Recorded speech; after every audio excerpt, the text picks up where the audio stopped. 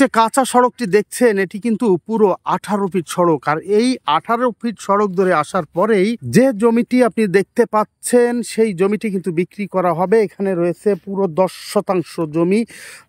এই 10 শতাংশ জমি কিন্তু আপনি চাইলে কিনে নিয়ে এখানে স্থাপনা করতে পারেন। কারণ এখানে যে জমিটি দেখছেন এই যে এটি কিন্তু এই যে পাশের পানি যাচ্ছে, আবার এটিকে নিয়ে মানে অন্য কিছু ভাবার সুযোগ নাই। তো দেখছেন যে এখানে বালি ফেলে কিন্তু এরই মধ্যে এই জায়গাটিকে বেঁধে দেওয়া হয়েছে এবং বরাবরের মতো যেটা বলে থাকি যে বাউন্ডারি করে দেওয়া, যাতে কি না আপনি এই জায়গাটি সহজেই দখল নিতে পারেন। মানে দখল সংক্রান্ত কোনো ঝামেলা এখানে নাই, আপনি কেনার সাথে এখানে তৈরি করতে পারবেন বাড়িঘর।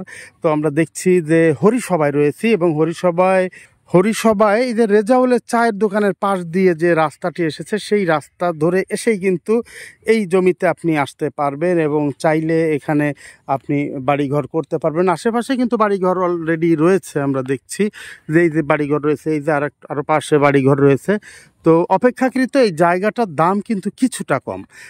আজকে ফরিদপুর শহরের আশেপাশে যদি জায়গা নিতে যান সেখানে যেমন আপনাকে প্রতি শতাংশের পেছনে 15 থেকে 20 লাখ বা 25 লাখ টাকা ব্যয় করতে হবে। এখানে কিন্তু সেই হিসেবে একেবারে বলা যায় যে পানির দামে এই জমি বিক্রি হবে। তবে এখান থেকে ফরিদপুর শহরে যেতে আপনাকে সময় লাগবে। শহরে বলতে এটাও শহরের মধ্যে, শহরতলি বলা হয় তো হরিসভা এলাকায়। তো এখান থেকে কিন্তু আপনি যদি নিউ মার্কেটে যেতে চান তাহলে হয়তো 15 মিনিট আপনার সময় লাগবে। এখান থেকে 15 মিনিটে আপনি চলে যেতে পারবেন নিউ মার্কেট এলাকাতে। একই সাথে যদি আপনি টেপাখোলা বাজারে যান সেটাও কিন্তু 5 মিনিট 10 মিনিটে আপনি রিক্সায় চলে যেতে পারবেন। আর যেটা বলা হচ্ছে যে এই যে সড়ক, এই সড়কের পাশে যে এই পাকা সড়ক থেকে এই সড়কটি যে এসেছে, ওই পাকা সড়কের পাশ দিয়ে যে রিক্সা, ভ্যান, অটো চলছে, আপনি চাইলেই কিন্তু 5 টাকায় আপনি চলে যেতে পারছেন সুপার মার্কেট পর্যন্ত। তো তাহলে আপনি চাইলে এই জায়গাটি কিন্তু নিতে পারেন। যদি আপনার জায়গা সম্পর্কে জানার কোনো আগ্রহ থাকে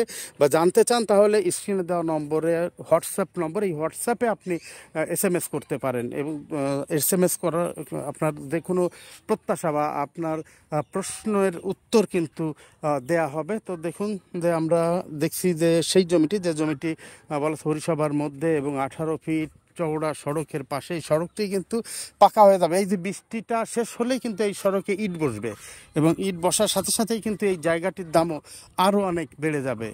দর্শক, আপনারা যদি কেউ এই জমিটি সম্পর্কে আগ্রহী থাকেন তাহলে অবশ্যই এই স্ক্রিনে দেওয়া নম্বরে আপনারা অবশ্যই নক দিবেন। তো ভালো থাকবেন, সুস্থ থাকবেন, দেখা হবে নতুন কোনো জায়গায়। ততক্ষণ বিদায় নিচ্ছি আমি, MI টিটো।